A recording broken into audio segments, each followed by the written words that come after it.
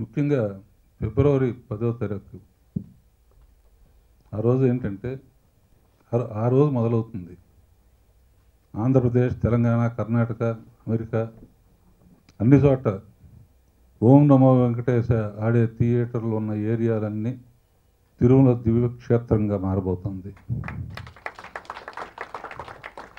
ఓం నమో వెంకటేశ చిత్రం ఆడే థియేటర్స్ అన్నీ తిరుమల టెంపుల్ లాగా మారబోతుంది.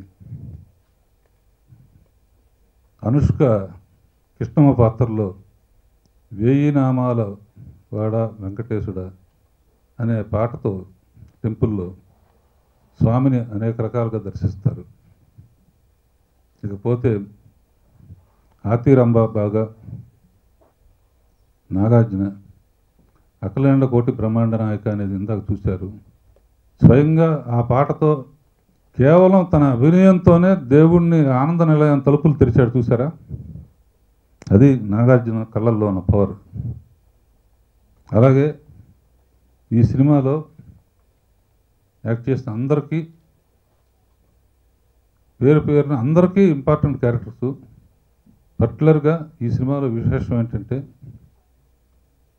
సౌరభ్ రాజ్ జైన్ వెంకటేశ్వర స్వామిగా చేయటం. అతను హిందీలో ఎంత పాపులర్ అందరికీ తెలుసు.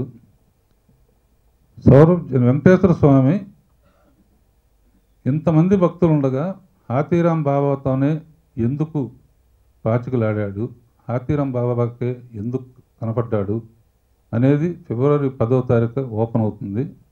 అప్పటి వరకు అది సస్పెన్స్. ఓం నమో వెంకటేశ అనేది ఒక స్పిరిచువల్ జర్నీగా ఫీల్ అవుతూ మీ అందరూ 10వ తారీఖు సినిమా చూసి మా అందరినీ బ్లెస్ చేస్తానని ఆశిస్తున్నాను.